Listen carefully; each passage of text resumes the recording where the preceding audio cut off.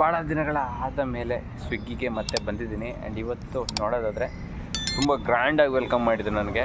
3 ಆರ್ಡರ್ಸ್ಗಳು continuous ಆಗಿ 85 rupees ಕೊಟ್ಟಿದ್ದಾರೆ. And ನಾನು ಶಾಕ್ ಆದೆ, ಯಾಕೆ ಇಷ್ಟು ಪ್ರೀತಿ ಇವರಿಗೆ ನನ್ನ ಮೇಲೆ ಅಂತ.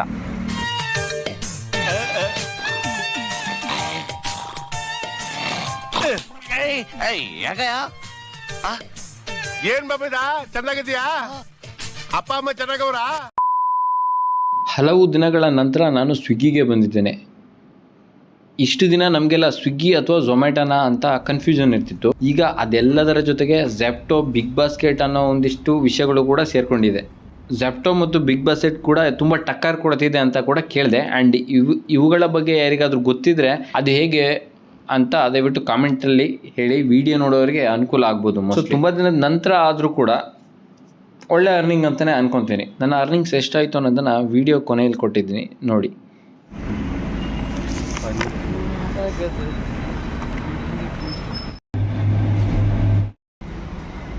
ನೀವು ಮಂಗಳೂರಿನವ್ರು ಆದರೆ ಈ ಹೋಟೆಲ್ ಬಗ್ಗೆ ನಿಮಗೆ ಗೊತ್ತಿರುತ್ತೆ. ಐಡಿಯಲ್ ಅಂತ ತುಂಬ ಫೇಮಸ್ ಇಲ್ಲಿ. ಈಗ ನಾನು 3ನೇ ಆರ್ಡರ್ನ ಹೊಡೆದಿರೋದು. ಆ್ಯಂಡ್ ಹೈಯೆಸ್ಟ್ ಆರ್ಡರ್ ನನ್ನ ಪ್ರಕಾರ ನಾನು ಹೊಡೆದಿರೋದ್ರಲ್ಲಿ ಇದೇ ಇದರಿಂದ ಬರೋದು. ನೋಡಿ ಎಷ್ಟು ಜನ ಇದ್ದಾರೆ, ಝೊಮ್ಯಾಟೊ ಎಲ್ಲರೂ ಇದ್ದಾರೆ. ಸೊ ಎನಿ ಟೈಮ್ ಯಾರಾದರೂ ಇದ್ದೇ ಇರ್ತಾರೆ. ಸೊ ಆರ್ಡರ್ಸ್ ಇದ್ದೇ ಇರುತ್ತೆ ಎನಿ ಟೈಮ್.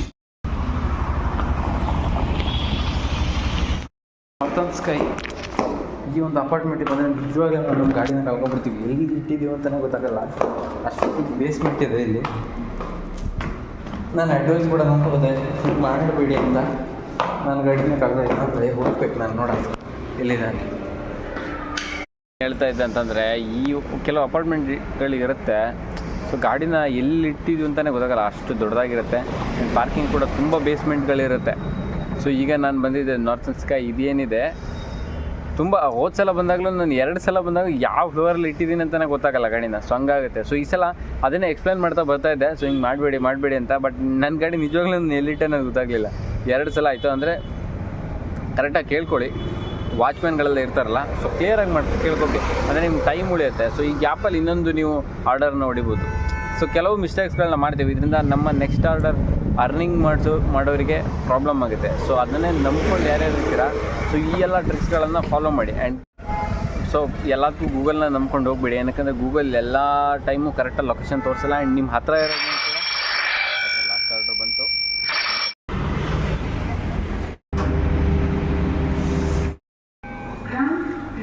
ಜಸ್ಟ್ ಈ ಆರ್ಡ್ರಲ್ಲಿ ಒಂದು ಕನ್ಫ್ಯೂಷನ್ ಆಯಿತು. ಏನಪ್ಪ ಅಂತಂದರೆ, ಒಂದೇ ಕಡೆ 2 ಗ್ರೌಂಡ್ ಇದೆ. ಆ್ಯಂಡ್ ಅವೆಲ್ಲ ಓವರ್ ಆಲ್ ಆ ಜಾಗ ಹೇಳೋದು ಒಂದೇ ಇದರಲ್ಲಿ. ಆ್ಯಂಡ್ ಗೂಗಲಲ್ಲಿ ಹಾಕಿದ್ರು ಕೂಡ ಇದೇ ಜಾಗನೇ ತೋರಿಸುತ್ತೆ. ಆದರೆ ಅದಕ್ಕೆ 2 ಎಂಟ್ರೆನ್ಸ್ ಇದೆ. ಸೊ ಒಂದು ಎಂಟ್ರೆನ್ಸಲ್ಲಿ ನಾನು ಬಂದು ನೋಡಿದಾಗ ಸೊ 2 ಕಡೆ ಫಂಕ್ಷನ್ ನಡೀತಿದೆ. ಸೊ ಕಾಲ್ ಮಾಡಿದಾಗ ಅವರಂದರು, ಇಲ್ಲಿದ್ದೀನಿ, ಗೇಟಲ್ಲಿದ್ದೀನಿ, ನಾವು ಬರ್ತಾಯಿದ್ದೀವಿ ಬನ್ನಿ ಅಂತ. ಸೊ ಗೇಟಲ್ಲಿದ್ದಾಗ ನೋಡಿದ್ರೆ ಯಾರೂ ಕಾಣ್ತಾನೆ ಇಲ್ಲ. ಸೊ ಅವ್ರು ಹೇಳ್ತಾರೆ ನಾನು ಕಾಣ್ತಾ ಇಲ್ಲ ಅಂತ, ನಾನು ಹೇಳ್ತಿದ್ದೀನಿ ಅವ್ರು ಕಾಣ್ತಾ ಇಲ್ಲ ಅಂತ. ಸೊ ಹಿಂಗೆ ಆಗ್ತಾಯಿತ್ತು. ಸೊ ಕೊನೆಗೆ ಅವರು ಏನು ಮಾಡಿದ್ರು ಅಂದರೆ, ಕಾಲ್ ಮಾಡಿದ್ರು, ಸರ್ ನನಗೆ ಇಲ್ಲಿ ಜಾಗ ಗೊತ್ತಿಲ್ಲ, ಹೊಸಬ್ರು ಅಂತ ಅಂದರು. ಸೊ ಲೈವ್ ಲೊಕೇಶನ್ ಕಳಿಸ್ತೀನಿ ಅಂತ ವಾಟ್ಸಪ್ಪಲ್ಲಿ ಕಳಿಸಿದ್ರು. ಸೊ ನಾನೇನು ಮಾಡಿದೆ, ಅಲ್ಲೇ ಇದ್ದ ಒಬ್ರನ್ನ ಕೇಳಿದೆ, ಸೊ ಇಲ್ಲಿ ಆ ಗ್ರೌಂಡ್ ಇಲ್ಲಿ ಅಂತ. ಸೊ ಅವರೇನೋ ಕನ್ಫ್ಯೂಷನ್ ಆಗಿ ನನಗೆ ಇನ್ನೊಂದು ಗ್ರೌಂಡ್ ಹೇಳಿದರು. ಸೊ ಅದು ಇವೆರಡಲ್ಲ, ಇದೊಂದು ಬಿಟ್ಟು ಬೇರೆ ಇನ್ನೇನೋ ಹೇಳಿದರು. ಸೊ ನಾನು ಅಲ್ಲಿಗೆ ಹೋಗ್ತಾ ಕೊನೆಗೆ ಡೌಟ್ ಬಂತು, ಇದು ಆಗಿರ್ಲಿಕ್ಕೆ ಸಾಧ್ಯ ಇಲ್ಲ, ಇಷ್ಟು ದೂರ ಅಲ್ಲಲ್ಲ ಅಂತ ಹೇಳಿ ಮತ್ತೆ ಅವ್ರ ಹತ್ರ ಲೊಕೇಶನ್ ಕಳಿಸ್ತಾ ಕೇಳಿದೆ ವಾಟ್ಸಪ್ಪಲ್ಲಿ. ಆ್ಯಂಡ್ ಅವರು ಕಳಿಸಿದ ಲೊಕೇಶನ್ ಕೂಡ ಮತ್ತೆ ನಾನು ಇಲ್ಲಿ ಬಂದಿದ್ದು ಅಲ್ಲೇ ಕರ್ಕೊಂಡು ಬರೋಂಗೆ ಮಾಡ್ತು. ಸೊ ಈ ಒಂದು ಕನ್ಫ್ಯೂಷನ್ಲಿ ಸುಮಾರು ನನಗೆ 30-40 ನಿಮಿಷ ಹೋಯಿತು. ಆ್ಯಂಡ್ ಈ ಗ್ಯಾಪಲ್ಲೇ ನಾನು 2 ಆರ್ಡ್ರನ್ನ ಹೊಡಿಬೋದಿತ್ತು. ಸೊ ಮತ್ತೆ ಏನು ಮಾಡಿದೆ ಅಂದರೆ, ಸೊ ನಾನು ಗೂಗಲಲ್ಲಿ ಇಮೇಜಸ್ ನೋಡಿದೆ. ಒಂದು ಶೆಡ್ದೊಂದು ಫೋಟೋ ಎಲ್ಲ ಇತ್ತು, ಅಂದರೆ ಅದು ಇಂಡೋರ್ ಗೇಮ್ದೊಂದು ಶೆಡ್ ಎಲ್ಲ ಇತ್ತು. ಸೊ ಥಿಂಕ್ ಮಾಡಿದೆ, ಇಲ್ಲಿಂದ ನನಗೆ ಆ ವ್ಯೂ ಕಾಣ್ತಾ ಇತ್ತು. ಸೊ ಅಂದ್ಕೊಂಡೆ ಇನ್ನೊಂದು ರೋಡ್ ಇರ್ಬೋದು ಅಂತ ತಿಳ್ಕೊಂಡು ನಾನು ಬೇರೆ ಒಂದು ರೋಟಲ್ಲಿ ಹೋದಾಗ ಸಿಕ್ಕಿತ್ತು. ಸೊ ನಿಜ ಎಷ್ಟು ಕೋಪ ಬಂದಿತ್ತು ಅಂತಂದರೆ, ನಿಜವಾಗ್ಲೂ ಭಯೋಣ ಅಂತಿದೆ.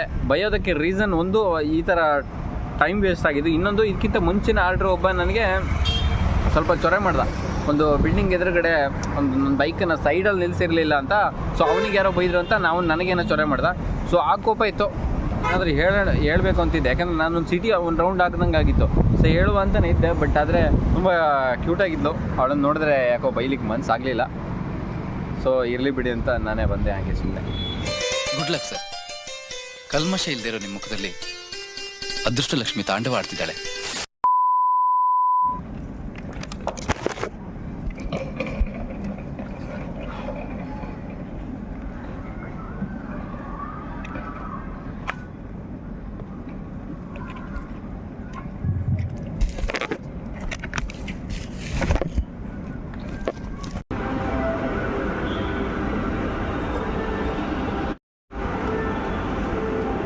ನಮಗೆ ಸ್ವಿಗ್ಗಿ ಅಥವಾ ಝೊಮ್ಯಾಟೊ ಮಾಡೋದು ಒಂದು ಅನುಕೂಲ ಏನಂತಂದರೆ ನಾವು ಸಿಟಿನ ತುಂಬ ರೌಂಡ್ ಆಗ್ತಂಗೆ ಆಗುತ್ತೆ ಆ್ಯಂಡ್ ಲಾಸ್ ಆಗೋಲ್ಲ. ನಮಗೇನು ನಮ್ಮ ಗಾಡಿದ ಪೆಟ್ರೋಲ್ ಏನಿದೆ ಅದು ಈಸಿಯಾಗಿ ರಿಕವರ್ ಮಾಡ್ಬೋದು. ಆ್ಯಂಡ್ ಲಾಭ ನಷ್ಟ ಅದು ಸೆಕೆಂಡರಿ. ಆ್ಯಂಡ್ ಟೈಮ್ ಇನ್ವೆಸ್ಟ್ ಮಾಡಬೇಕು, ಅದು ಕೂಡ ಸೆಕೆಂಡರಿ ಥಿಂಗ್ಸ್. ಬಟ್ ಆದರೆ ನೋಡಿ, ಕೆಲಸ ಮಾಡ್ಕೊತಾರೆ ನಾವು ಇಡೀ ಇಲ್ಲಿ ಊರುಗಳನ್ನ, ಗಲ್ಲಿಗಳನ್ನ, ಆ್ಯಂಡ್ ಹೋಟೆಲ್ಗಳನ್ನ, ಆ್ಯಂಡ್ ರೆಸಿಡೆನ್ಸಿ ಇವೆಲ್ಲವನ್ನು ನೋಡ್ಬೋದು. ಆ್ಯಂಡ್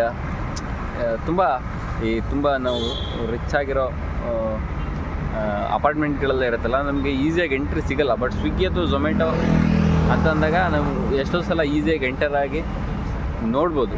ಸೊ ಇದೊಂದು ಬೆನಿಫಿಟ್ ಅಂತಲೇ ಹೇಳ್ತೀನಿ ನಾನು.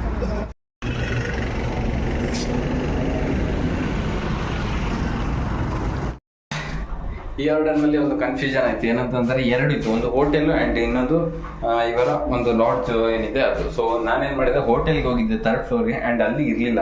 ಆ್ಯಂಡ್ ಕಾಲ್ ಮಾಡಿ ಇವರು ಬೈತಿದ್ರು ಎಲ್ಲಿದ್ದಾರೆ ಅಂತ. ಸೊ ಈ ಥರ ಕನ್ಫ್ಯೂಷನ್ಗಳು ಆಗ್ಬೋದು.